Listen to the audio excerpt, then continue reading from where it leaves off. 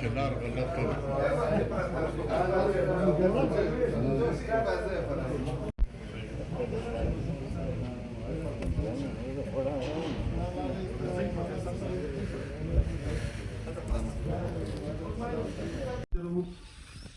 او د مشرف د کرسي ضرورت دی انتظام څنګه کوو او سات سات د مکررونو به څه ترتیب وي ولې سیاسي پارټي چې هغه د یو کس لري ور تنظیم ته ویاست د سماجي تنظیم دی تجارانو تنظیم دی هغه د یو کس لري سبا بیا تکلیف نه شته پلانستان مشتوالات نو اختلافات د ټولو باندې څه نو غټه مجلس مخه خاصه دي بس کما تکلیف نه کوي بس بیا ځه خو كما تفسير زين سولنا نرى كل شيء بس بعد الخامن هذه دورتنا مسألة ده مجلس مخصص دي يا زبرو تكلف خامد الخامس ده بينتهي كمزور المجلس والدولة فعلا بكار استعصور في المجلس مش بوكسكوس بدنا مجلس مختصر شاو بیا په منځ کې دغه مې چې زما مفتي صاحب ستاسو جوړ دې په خوا تکل وکړي ځلمه ان شاء الله لاس ته راوړلی نو دغه دپاره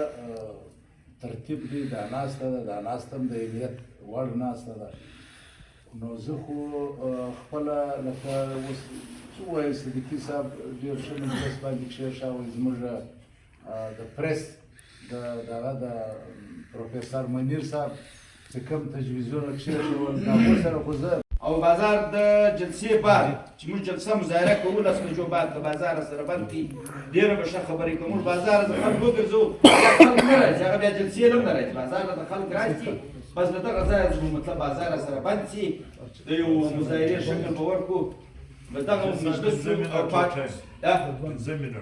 او کامیاب خو بر سبا جلسه به کامیاب خو سیاسي پارټي چې کړه تقریر کوي کړه جلسه کوي هغه په خپله پریشاني په خپل سر دا جلسه کامیاب کوي نن له موږ سره ګډې سیاسي پارټیان شته سیاسي قایدین را سره دي علاقې را سره دي قبایلي مشران را سره دي بیا هم موږ بر سبا پریشان یو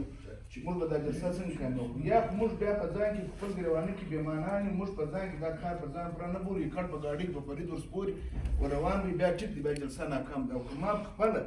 په روزه کې د پارټۍ میټینګان هم کړي دي ملګرو ته هم ویل دغه رنګه به جمعیت والا ویل دغه رنګ به نورو پارټیان والا ویل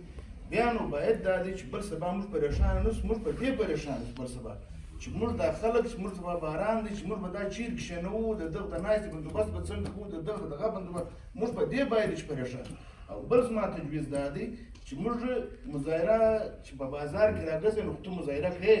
چې مظاهره کوې ته به سرکار ته خامخا کښېنئ نوټس ورکوې په دې کې یو اسمانه نړۍ چې موږ نیشنل هایوې 2 ګنټې بنده کړو زموږ د احتجاج به ریکارډ سي سرکار دغه تاره نه راځي سرکار دغه ستاله رنګ نه دغه چې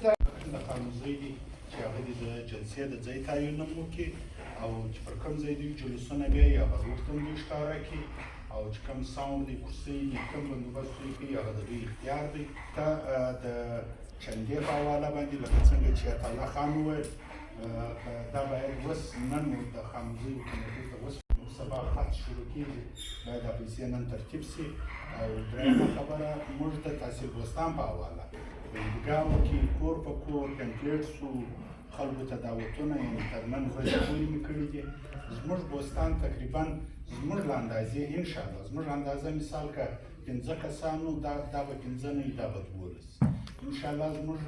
مې اندازه ده وښوه یعنې که 100 به یو نیم به وي یعنې موږ کوم خلکو کې جذبه ولیده هغه جذبه موږ ته حوصله هم راکړه